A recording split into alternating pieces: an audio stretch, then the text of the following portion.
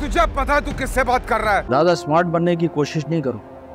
Drama serial जुल्म में शहजाद शेख की या तो परफॉर्मेंस लो जा रही है या फिर इसका कैरेक्टर ही कमजोर लिखा गया है। जी बिल्कुल, एपिसोड 11 को देखने के बाद तो कुछ ऐसा ही अंदाजा होता है, इसलिए एपिसोड 11 के हवाले से कुछ मुख्तसर सा रिव्यू करेंगे और हीरो समेत बाकी सबकी परफॉर्मेंस के हवाले से भी बात करेंगे और चंद सीन्स हैं जिन पर डिस्कस करना चाहूंगा और उसके अलावा एपिसोड 12 में क्या होने वाला है इसके हवाले से भी मुख्तसर सी बात करेंगे। तो एपिसोड 11 में दिखाया गया कि शावेज यानी कि ड्रामा का जो हीरो है उसने उमैर की जमानत करवा ली है बाकायदा तौर पर और उमैर अपने घर पहुंच चुका है। लेकिन यहाँ पर मैं एक बात करना चाहूंगा कि मुझे लग रहा था कि बाकायदा तौर पर कोर्ट प्रोसीडिंग भी दिखाई जाएगी, वकील की बहस भी दिखाई जाएगी, क्योंकि हीरो को वकील दिखाया गया है।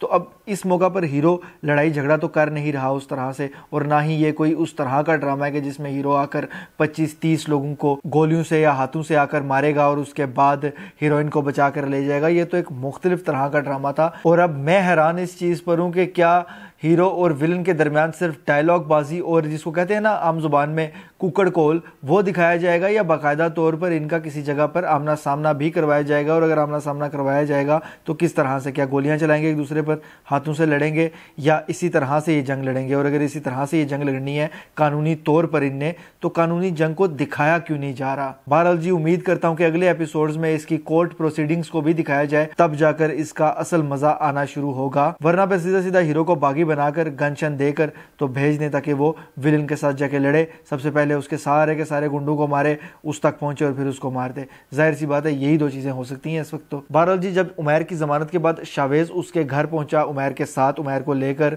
तो वहां पर उसकी वालिदा की जानिब से उसको चाय का पूछा गया, लेकिन कितना ठंडा सा वो एक्सप्रेशन थे, मुझे बड़ा अजीब लगा। ये कोई चाय वाय पी कर जाना।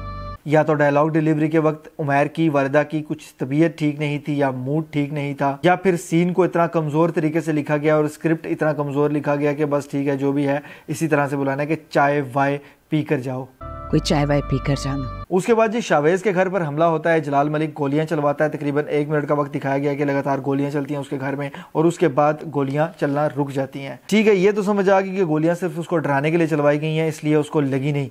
लेकिन जब शावेज ने बाकायदा पुलिस को बुलाया और FIR दर्ज करवाने के लिए उसने इजलाल का नाम ही उसमें नहीं लिखवाया। चलिए जी कॉल रिकॉर्ड नहीं की गई, नंबर उसके नाम पर नहीं था, लेकिन शक की बुनियाद पर FIR ना सही तो कम से कम दरख्वास्त में तो इजलाल का नाम शामिल करवाया जा सकता था, इतना कानून तो मैं भी जानता हूँ। उसके बाद ईशा की एक हरकत बड़ी मुझे अजीब लगी है कि सबसे पहले जब वो घर में भी उसके शावेज आया था और जब जाने लगा तो उसके पीछे पीछे चल पड़ी, उससे बात की। ऐसा लगता है कि जैसा ईशा बहाने से जाकर उससे बात करना चाहती है बार बार, जहां पर उसको अकेले शावेज के साथ बात करने का मौका मिलता है वो वहां पर लाजमी जाती है और बात करती है। और इसके बाद ईशा जब उसके घर में भी जाती है तो सारा घर एक तरफ बैठा बातें कर रहा होता है, शावेज वहां से उठकर जाता है और ईशा उसके पीछे चल पड़ती है। यह भी बड़ी अजीब और मशकूक सी हरकत है। बेशक कैरेक्टर को इस तरह से दिखाया गया है कि उसके दिल में कुछ गलत नहीं है, उसकी नीयत खराब नहीं है, लेकिन इस तरह की हरकत किसी के भी दिल में शक डालने के लिए काफी होती हैं। बहरहाल जी नेक्स्ट एपिसोड के टीजर में दिखाया गया कि उमैर की शादी होने जा रही है उसी लड़की से जो कि कनाडा से उसके लिए आई है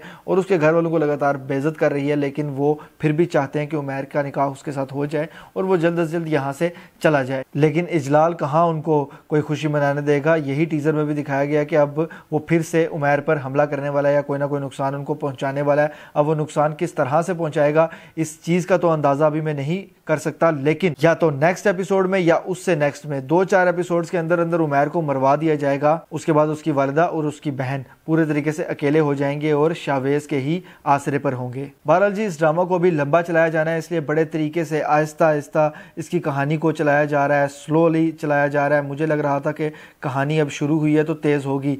ये बात दुरुस्त है कि कुछ हद तक कहानी पहले की निस्बत तेज हो गई है, लेकिन इतना खास तेज नहीं हुई। और जिस तरीके से इसको लेकर जाया जा रहा है आगे, मुझे लगता है कि अब इसकी मजीद यही स्पीड रहने वाली है या थोड़ी सी और तेज होने वाली है, क्योंकि इसको मुझे लगता है कि रमजान तक इस ड्रामा को भी खींचा जाएगा लंबा। बहरहाल अगर इस एपिसोड को मैं रेट करूं तो मुझे एपिसोड ठीक लगा है, लेकिन इसके 10 में से सिर्फ और सिर्फ 7 पॉइंट्स बनते हैं, क्योंकि काफ़ी सारी कमजोरियां स्क्रिप्ट में मौजूद थी और मुख्तलिफ डायलॉग डिलीवरी में भी कमजोरियां मौजूद थी। ये मेरी राय और मेरा एनालिसिस था। आप इस हवाले से क्या राय रखते हैं मुझे कमेंट्स के जरिए लाजमी बताइएगा। अगर ये वीडियो आपको पसंद आती है तो इसको लाइक कीजिए, शेयर कीजिए और ऐसी मजीद वीडियोस के लिए चैनल को सब्सक्राइब जरूर कीजिएगा। बेल के आइकन पर क्लिक करके ऑल पर लाजमी क्लिक कीजिएगा। अल्लाह हाफिज़।